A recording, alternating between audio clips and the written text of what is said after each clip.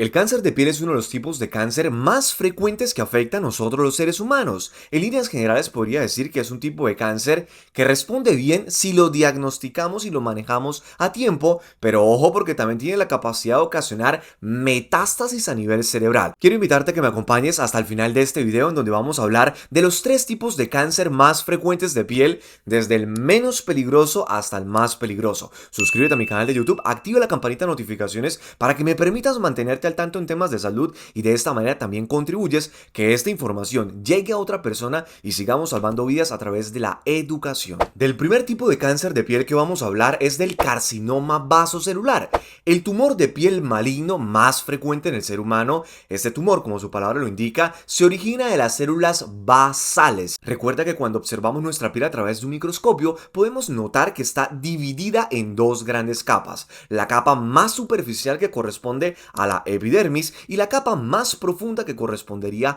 a la dermis. La epidermis tiene principalmente cuatro tipos de células que son los queratinocitos, los melanocitos, las células de Langerhans y las células de Merkel. Los queratinocitos corresponden al 85% de toda la totalidad de las células de la epidermis y la epidermis está subdividida a su vez en cuatro estratos: el estrato basal, espinoso, granuloso y córneo. El problema o el origen de este tumor está en los queratinocitos del estrato basal, por eso se llama carcinoma vasocelular. Los queratinocitos del estrato basal son las células encargadas de producir más células, pues recuerda que la piel constantemente está en crecimiento, solo que mantiene su espesor porque desprendemos células muertas todos los días. Ahora bien, entonces, ¿cuáles serían esos factores que aumentan el riesgo de que nos dé carcinoma vasocelular? Sin duda alguna, la causa ambiental más importante que aumenta de una forma considerable el riesgo de que nos dé este tipo de cáncer es la exposición a la radiación ultravioleta del sol, y en realidad todos los factores de riesgo están asociados con los hábitos que yo tenga de exposición al sol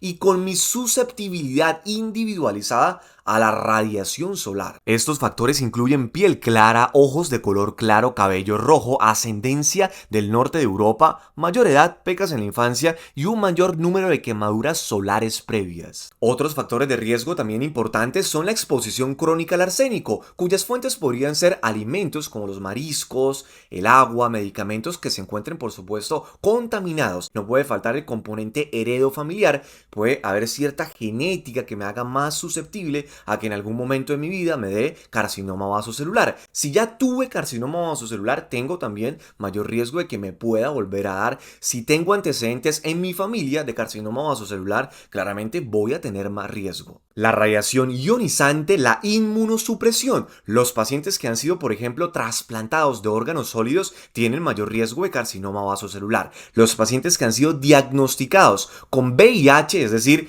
virus de la inmunodeficiencia humana positivo, tienen un doble riesgo de tener en algún momento de su vida carcinoma vasocelular. Los estilos de vida en donde aparece el de siempre, el consumo de alcohol aumenta el riesgo de carcinoma vasocelular, y aunque la evidencia no es muy sólida, pareciera que hay cierta relación entre tener virus del papiloma humano y el riesgo aumentado de desarrollar carcinoma vasocelular. Esto aún más marcado o especialmente se ha evidenciado en pacientes que tienen un sistema inmune debilitado o comprometido. El carcinoma vasocelular normalmente aparece sobre piel sana y con respecto a su apariencia suele ser una pápula perlada, es decir, una lesión que puedes palpar perladita con telangiectasias superficiales, o sea, con vasitos en la superficie ahí, se ven bien rosaditos, o también podrían manifestarse como una úlcera que no sana en la piel. Por eso siempre les he dicho que una señal de alerta desde el punto de vista dermatológico con respecto al cáncer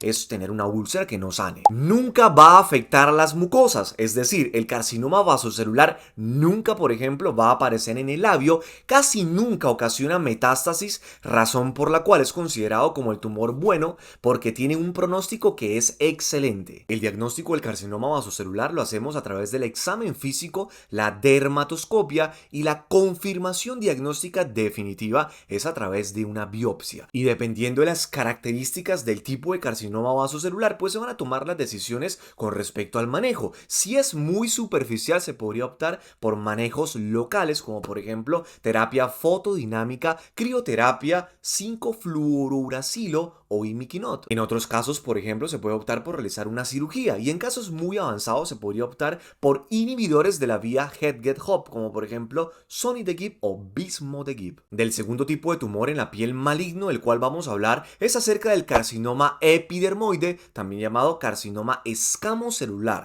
En este caso es menos frecuente que el cáncer anterior, el vasocelular, y se origina en las células escamosas de la capa más superficial de nuestra piel. Pero ojo, porque también puede aparecer en otras partes del cuerpo, como por ejemplo las mucosas. Con respecto a los factores que aumentan el riesgo de carcinoma epidermoide o escamocelular, realmente comparte mucho los factores de riesgo para el carcinoma anteriormente mencionado. La exposición crónica intensa al sol y mi susceptibilidad a la radiación solar.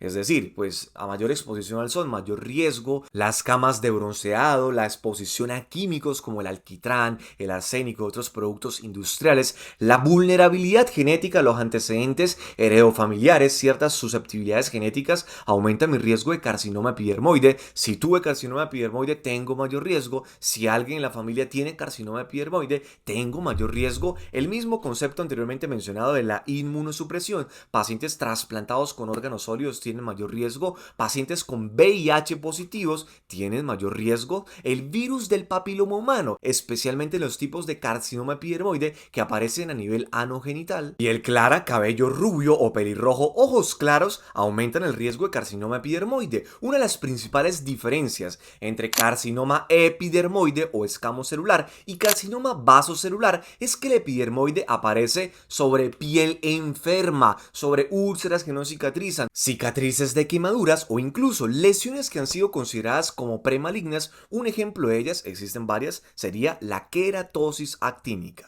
Otras diferencias son que el carcinoma epidermoide sí afecta mucosas y que tiene mayor probabilidad de ocasionar metástasis. Es decir, el epidermoide o escamocelular es menos frecuente que el vasocelular, pero es más peligroso. Ya no tendría un pronóstico excelente, sino tendría un pronóstico que es considerado como bueno. El diagnóstico a través del examen físico, la dermatoscopia y la biopsia, y en líneas generales el manejo también es muy similar. Si son tumores superficiales, manejo local, crioterapia, terapia fotodinámica, imiquinot, 5-fluorouracilo. En otros casos habrá que optar por cirugía, en casos avanzados incluso por inmunoterapia y radioterapia. El último tipo de cáncer de piel que vamos a hablar es acerca del melanoma. Si bien es cierto es menos frecuente que el carcinoma epidermoide y que el carcinoma vasocelular, sin embargo es más peligroso, pues tiene la capacidad de ocasionar metástasis a distancia, siendo el órgano que con mayor frecuencia se ve afectado por metástasis de este tipo de cáncer de piel, el cerebro. El melanoma se origina de otro tipo de células diferentes de la epidermis llamadas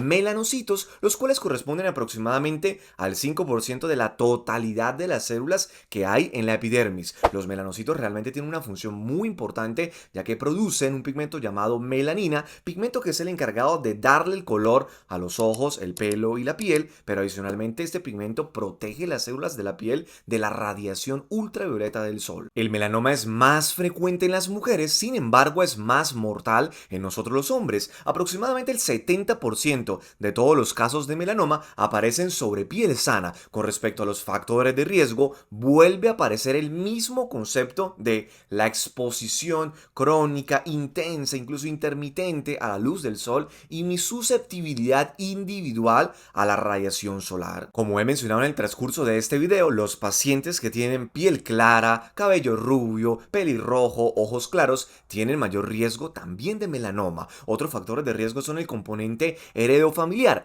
Pueden existir ciertas susceptibilidades genéticas que hagan que una persona individualmente tenga mayor riesgo de presentar en algún momento de su vida un melanoma. Si el paciente ya tuvo un melanoma, claramente tiene mayor riesgo, y si alguien en la familia tuvo melanoma, automáticamente le va a conferir un riesgo aumentado. Otros factores de riesgo son la presencia de un gran número, puntualmente más de 50 nevus melanocíticos, o tener nevus melanocíticos grandes o atípicos. La estrategia para recordar y también para aprender a reconocer desde casa una lesión en la piel que debe hacer sospechar la posibilidad de melanoma es la estrategia A, B, C, D y E. La A hace referencia a la asimetría. El melanoma se caracteriza por ser una lesión asimétrica. La B hace referencia a los bordes irregulares. Si los bordes son irregulares, por favor piensa en la posibilidad de melanoma. La C hace referencia al color. El color es heterogéneo. Si la lesión en la piel tiene dos o más colores, piensa en la posibilidad de que sea un melanoma. La D hace referencia al diámetro. Si el diámetro de la lesión es mayor a 6 milímetros, piensan que puede ser un melanoma. Y finalmente la E hace referencia a la evolución. Si la lesión ha tenido cambios de tamaño, de aspecto o es una lesión de reciente aparición con todas las características que hemos mencionado anteriormente, busca atención médica, especialmente por dermatología, para que descarten la posibilidad de que sea un melanoma. Existen principalmente 4 subtipos de melanoma, que son los siguientes: melanoma de extensión superficial, melanoma léntigo maligno, melanoma nodular y melanoma lentiginoso acral. De estos 4, el subtipo que tiene peor pronóstico es el melanoma nodular, porque desde el inicio tiene un crecimiento vertical, es decir, desde que aparece las células cancerígenas empiezan a profundizarse, a crecer hacia adentro, y entre más se profundice, pues mayor riesgo de que se vaya para otro lado, es decir, de que pueda ocasionar metástasis. Otra particularidad es que el melanoma lentiginoso acral tiene una excepción a la regla, y es el hecho de que no está relacionado con la exposición al sol. El melanoma lentiginoso acral suele aparecer en las palmas de las manos, en las plantas de los pies y en las uñas, y realmente tiene mal pronóstico por esto, pues no es tan frecuente que estemos revisando la piel de la planta de nuestros pies. El diagnóstico de melanoma sigue la misma secuencia o el mismo concepto de los dos anteriores tipos de cáncer de piel: examen físico, dermatoscopia y biopsia. El manejo va a depender del subtipo de melanoma, de la etapa en el que se encuentre. Se puede optar por cirugía, por inmunoterapia o por inhibidores del BRAF/MEK. Por favor, tengan mucho cuidado con el melanoma. Existen casos reportados de pacientes que creían que lo que tenían era un lunar. Cuando buscaron atención médica porque aparecieron síntomas neurológicos, terminaron siendo diagnosticados con melanoma con metástasis a nivel cerebral. Esta combinación de tener un melanoma con metástasis a nivel cerebral claramente va a amenazar de una forma importante tanto la calidad de vida como la expectativa de vida de los pacientes. Así que por favor, mucho cuidado. Gracias por haberme acompañado hasta el final de este video. Recuerda, aquí nos educamos para tomar decisiones más responsables